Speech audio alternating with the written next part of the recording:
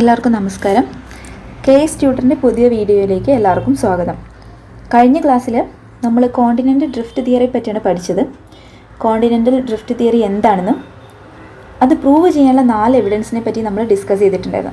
അപ്പോൾ ഇന്ന് നമ്മൾ ഡിസ്കസ് ചെയ്യാൻ പോകുന്നത് കോണ്ടിനെൻ്റൽ ഡ്രിഫ്റ്റ് തിയറിയുടെ ലിമിറ്റേഷൻസിനെ പറ്റിയിട്ടാണ്. കഴിഞ്ഞ ക്ലാസ്സിൽ ആൽഫ്രഡ് വെഗ്നർ കോണ്ടിനെൻ്റിൽ മൂവ് ചെയ്യുന്നുണ്ട് എന്നുള്ള കാര്യം 4 എവിഡൻസ് ഉപയോഗിച്ച് പ്രൂവ് ചെയ്ത കാര്യം നമ്മൾ ഡിസ്കസ് ചെയ്തിട്ടുണ്ടായിരുന്നു. എന്നാൽ അദ്ദേഹത്തിന് അന്ന് അത് മൂവ് ചെയ്യുന്നത് എന്തുകൊണ്ടാണ് അല്ലെങ്കിൽ അതിൻ്റെ റീസൺ എന്താണെന്ന് പറയാൻ സാധിച്ചിട്ടുണ്ടായിരുന്നില്ല. അതായിരുന്നു അദ്ദേഹത്തിൻ്റെ ഒരു ഡ്രോബാക്ക്. അതായത് അദ്ദേഹത്തിന് കോണ്ടിനെൻ്റൽ മൂവ്മെൻറ്റിൻ്റെ കാരണം എക്സ്പ്ലെയിൻ ചെയ്യാൻ കഴിയാതെ പോയി. അദ്ദേഹം അന്ന് പറഞ്ഞത് സണ്ണിൻ്റെയും മൂണിൻ്റെയും ഗ്രാവിറ്റേഷണൽ ഫോഴ്സ് കൊണ്ടാണ് കോണ്ടിനെൻ്റ് മൂവ് ചെയ്യുന്നത് എന്നാണ്. പക്ഷേ സണ്ണിൻ്റെയും മൂണിൻ്റെയും ഗ്രാവിറ്റേഷണൽ ഫോഴ്സ് കോണ്ടിനെൻ്റിനെ മൂവ് ചെയ്യിപ്പിക്കാൻ മാത്രം സ്ട്രോങ് അല്ല. ഈ പിക്ചർ നിങ്ങൾക്ക് കണ്ടാൽ മനസ്സിലാവും. ഇത് സണ്ണിൻ്റെയും മൂണിൻ്റെയും ഗ്രാവിറ്റേഷണൽ ഫോഴ്സ് ടൈഡിനെ എങ്ങനെ അഫക്റ്റ് ചെയ്യുന്നുള്ളതാണ്. അതായത് വേലിയേറ്റത്തിനെ അതിൽ നമ്മൾ പഠിക്കുന്നുണ്ട്, നമ്മൾ ലേറ്റർ ക്ലാസ്സസിൽ പഠിക്കും. അതായത് സണ്ണും മൂണും ഏകദേശം ഒരേ അലൈൻമെൻറ്റിൽ വരികയാണെങ്കിൽ ഹൈ ടൈഡ് ആ ഒരു സൈഡിലേക്കായിരിക്കും. അതുപോലെ തന്നെ സണ്ണും മൂണും പെർപെൻഡിക്കുലറായിട്ട് വരികയാണെങ്കിൽ അതിൻ്റെ ഹൈ ടൈഡ് എന്ന് പറയുന്നത് ഈ ഒരു പൊസിഷനിലായിരിക്കും. ഇങ്ങനെയൊരു വസ്തുത നിലനിൽക്കുന്നുണ്ട്. പക്ഷെ ഇതിനൊരു വളരെയധികം കുറഞ്ഞ ഫോഴ്സ് മതി. അതായത് സണ്ണിനും മൂണിൻ്റെയും ഗ്രാവിറ്റേഷണൽ ഫോഴ്സ് എർത്തിന് നമുക്ക് അത്രയും ഇമ്പാക്റ്റ് കൊടുക്കാൻ സാധിക്കുന്നില്ല എന്നാണ് പറഞ്ഞു വരുന്നത്. അതുകൊണ്ട് തന്നെ അന്ന് അദ്ദേഹം പറഞ്ഞു വെച്ച ഈ കാരണം സയൻറ്റിഫിക് കമ്മ്യൂണിറ്റി അംഗീകരിച്ചില്ല. ഓക്കെ, ഈ ഒരു പോയിൻ്റാണ് അദ്ദേഹത്തിൻ്റെ ഒന്നാമത്തെ ഡ്രോബാക്ക് എന്ന് പറയുന്നത്. ഓക്കെ, അതായത് കോണ്ടിനെൻ്റ് മൂവ് ചെയ്യുന്നതിൻ്റെ കാരണം അദ്ദേഹത്തിന് എക്സ്പ്ലെയിൻ ചെയ്യാൻ കഴിഞ്ഞില്ല എന്നുള്ള കാര്യവും അത് മൂവ് ചെയ്യുന്നതിന് അദ്ദേഹം കൊടുത്ത റീസൺ, അതായത് സണ്ണിൻ്റെയും മൂണിൻ്റെയും ഗ്രാവിറ്റേഷണൽ ഫോഴ്സ് കൊണ്ടാണ് അത് മൂവ് ചെയ്യുന്നതെന്ന് കൊടുത്ത അദ്ദേഹത്തിൻ്റെ എക്സ്പ്ലനേഷൻ, ആ എക്സ്പ്ലനേഷൻ അന്നത്തെ സയൻറ്റിഫിക് കമ്മ്യൂണിറ്റി അംഗീകരിച്ചില്ല. ഇതാണ് അദ്ദേഹത്തിൻ്റെ ഒന്നാമത്തെ ഡ്രോബാക്ക്. ഇനി രണ്ടാമത്തെ പോയിന്റ് നോക്കാം. രണ്ടാമത്തെ തിയറി എന്ന് പറയുന്നത് ജിഗ്സ് ഓഫ് ഇറ്റ് തിയറിനെ ബേസ് ചെയ്തിട്ടാണ്. Jigs of it theory explain ചെയ്തപ്പോൾ നമുക്ക് പ്രത്യേകിച്ച് കുഴപ്പമൊന്നും തോന്നിയില്ല അല്ലേ. നമ്മൾ ആഫ്രിക്കയുടെ മാപ്പ് എടുത്തു, സൗത്ത് അമേരിക്കയുടെ മാപ്പ് എടുത്തു, എന്നിട്ട് അത് ചേർത്ത് വെച്ച് നോക്കി. അപ്പോൾ പെർഫെക്റ്റ് ആയിട്ട് ഫിറ്റാണ് നമുക്ക് തോന്നി. അങ്ങനെ നമ്മൾ jigs of it theory okay ആണെന്ന് അങ്ങ് തീരുമാനിച്ചു അല്ലേ.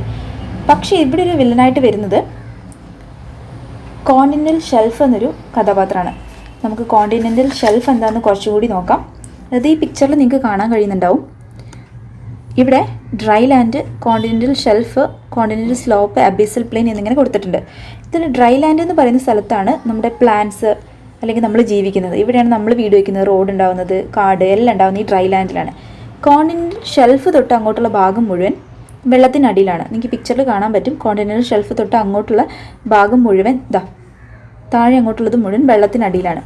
ഓക്കെ, അതായത് ഈ പോയിന്റിൽ ഡ്രൈ ലാൻഡ് മാത്രമാണ് പുറത്ത് കാണുന്ന ഭാഗം. കോണ്ടിനെൻ്റൽ ഷെൽഫ് എന്ന് പറയുന്ന ഈ പോർഷനാണ്. ഇതിൻ്റെ സ്ലോപ്പ് ചെറിയൊരു വ്യത്യാസം ഉണ്ടാവും. ഡ്രൈ ലാൻഡ് കഴിഞ്ഞിട്ട് കോണ്ടിനെൻ്റൽ ഷെൽഫിലേക്ക് ഇറങ്ങുന്ന സമയത്ത് ചെറിയൊരു വ്യത്യാസമാണ് കോണ്ടിനെൻ്റൽ ഷെൽഫ് ഉണ്ടാവുക. പക്ഷെ അത് കഴിഞ്ഞിട്ടുള്ള അടുത്ത സ്ഥലം എന്ന് പറയുന്നത് കോണ്ടിനെൻ്റൽ സ്ലോപ്പാണ്.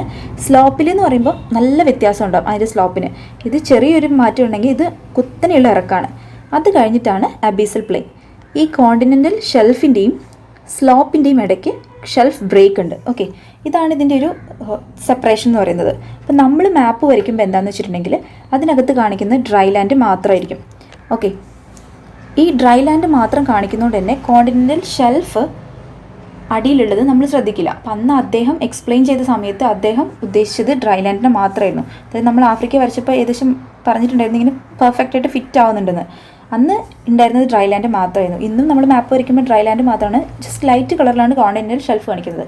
പറഞ്ഞു വന്നത് കോണ്ടിനെൻ്റൽ ഷെൽഫും കൂടെ ചേർത്ത് വെച്ച് നോക്കുമ്പോൾ ആ jigs of it theory practically possible അല്ല.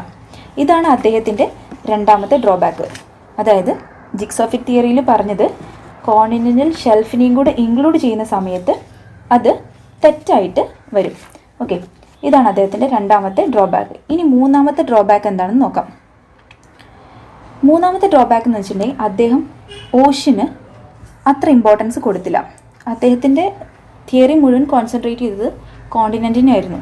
അതേ സ്ഥാനത്ത് ഓഷ്യന് കുറച്ചും കൂടി ശ്രദ്ധ കൊടുത്തിരുന്നെങ്കിൽ ഇന്നത്തെ പ്ലേറ്റ് ടെക്ടോണിക്സ് തിയറി അല്ലെങ്കിൽ സീ ഫ്ലോർ സ്പ്രെഡിങ് തിയറിയൊക്കെ കിട്ടിയ പ്രാധാന്യം കുറച്ചും കൂടി അദ്ദേഹത്തിന് മനസ്സിലാക്കാൻ കഴിഞ്ഞേനെ. കാരണം ഓഷ്യനിൽ കുറേ കാര്യങ്ങൾ നടക്കുന്നുണ്ട്. ആ കാര്യങ്ങളിൽ കുറച്ചും കൂടി ശ്രദ്ധ കൊടുത്തിരുന്നെങ്കിൽ അത് അദ്ദേഹത്തിന് മനസ്സിലാക്കാൻ കഴിയുകയും ഈ കോണ്ടിനെൻ്റ് മൂവ് ചെയ്യുന്നതിൻ്റെ എക്സാക്ട് റീസൺ അദ്ദേഹത്തിന് കിട്ടുകയും ചെയ്തേനെ. അപ്പോൾ അദ്ദേഹം ഓഷ്യന് വളരെയധികം ഇമ്പോർട്ടൻസ് കൊടുത്തില്ല എന്നുള്ളതാണ് അദ്ദേഹത്തിൻ്റെ മൂന്നാമത്തെ ഡ്രോബാക്ക്. ഇനി ഇന്നത്തെ ഒരു സ്റ്റാറ്റസ് നോക്കാം. കോണ്ടിനെൻ്റൽ ഡ്രിഫ്റ്റ് തിയറിയുടെ ഇന്നത്തെ സ്റ്റാറ്റസ് എന്താണെന്ന്. ഇത് സയൻറ്റിഫിക് കമ്മ്യൂണിറ്റി ആക്സെപ്റ്റ് ചെയ്തില്ല. കാരണം ഇതിൽ കുറേ തെറ്റുകളുണ്ടെന്ന്. ശരിക്കും പറഞ്ഞാൽ ഫസ്റ്റ് പ്രപ്പോസ് ചെയ്തത് അദ്ദേഹമായിരുന്നു, അതായത് കോണ്ടിനെൻ്റ് മൂവ് ചെയ്യുന്നുണ്ടെന്നുള്ള പ്രപ്പോസ് ചെയ്തത് അദ്ദേഹമായിരുന്നു. പക്ഷേ എന്നിരുന്നാൽ പോലും അദ്ദേഹത്തിന് ആവശ്യത്തിന് സ്വീകാര്യത, അദ്ദേഹത്തിന് ഈ തിയറിക്ക് ആവശ്യത്തിന് സ്വീകാര്യത കിട്ടില്ല. കൂടാതെ കുറച്ച് കഴിഞ്ഞപ്പോൾ ഇതിനേക്കാളും കുറച്ചും കൂടി നല്ലതായിട്ടുള്ള കുറച്ചുകൂടി തിയറികൾ വന്നു. അതായത് plate tectonics theory, see floor spreading theory. ഇതിന് കുറച്ചും കൂടി ഒതൻറ്റിക് ആയിട്ടുള്ള റീസൺ കൊടുക്കാൻ കഴിഞ്ഞു. കോണ്ടിനെൻ്റ് എന്തുകൊണ്ടാണ് മൂവ് ചെയ്യുന്നതെന്നുള്ള ഒരു കാരണം ഈ തിയറികൾക്ക് എക്സ്പ്ലെയിൻ ചെയ്യാൻ കഴിഞ്ഞതുകൊണ്ട് തന്നെ കോണ്ടിനെൻ്റൽ ഡ്രിഫ്റ്റ് തിയറിയുടെ ഇമ്പോർട്ടൻസ് പിന്നെയും കുറഞ്ഞു. അതാണ് ഇപ്പോഴത്തെ സ്റ്റാറ്റസ്. പക്ഷേ ഇതിൻ്റെ സ്റ്റാറ്റസ് ഇങ്ങനെയാണെങ്കിൽ പോലും, അതായത് വലിയ സ്വീകാര്യത ഇല്ലെങ്കിൽ പോലും ഇത് ഭയങ്കര ഇമ്പോർട്ടൻ്റ് ആണ് എക്സാം പോയിന്റ് ഓഫ് വ്യൂ. അതുകൊണ്ട് നമ്മളത് പഠിച്ചേ പറ്റൂ. കാരണം UPSC മെയിൻസ് എക്സാം 2013 ഒരു ക്വസ്റ്റൻ ഉണ്ടായിരുന്നു. അതായത് what do you understand by the theory of continental drift and discuss the prominent evidences in support. അപ്പോൾ 13 ഇങ്ങനെയൊരു ക്വസ്റ്റ്യൻ UPSC മെയിൻസിന് ചോദിച്ചിട്ടുണ്ടായിരുന്നു. അതുകൊണ്ട് ഇത് വളരെ ഇമ്പോർട്ടൻ്റ് ആയിട്ടുള്ള ടോപ്പിക്കാണ്. അതുകൊണ്ട് തന്നെ നന്നായി പഠിക്കുകയും ചെയ്യാം. ഓക്കെ, കൂടാതെ കുറച്ച് മോഡൽ ക്വസ്റ്റ്യൻസും കൂടെ കൊടുത്തിട്ടുണ്ട്. ഇത് നിങ്ങൾ ചെയ്ത് നോക്കുക. ഈ ടോപ്പിക്കിൻ്റെ പ്രത്യേകത എന്ന് വെച്ചിട്ടുണ്ടെങ്കിൽ പക്ക തിയറിയാണ്. അതുകൊണ്ട് നമുക്ക് കൂടുതലായിട്ട് ചിന്തിക്കാനൊന്നുമില്ല. നന്നായിട്ട് പഠിച്ചു വെച്ചിട്ടുണ്ടെങ്കിൽ നമുക്ക് കുറച്ചും കൂടി ടൈം സേവ് ചെയ്യാൻ പറ്റും. ആ ചിന്തിക്കാനുള്ള ബാക്കിയുള്ള ക്വസ്റ്റ്യൻസ് നമുക്ക് ചിന്തിക്കാനുള്ള സമയം എടുക്കും.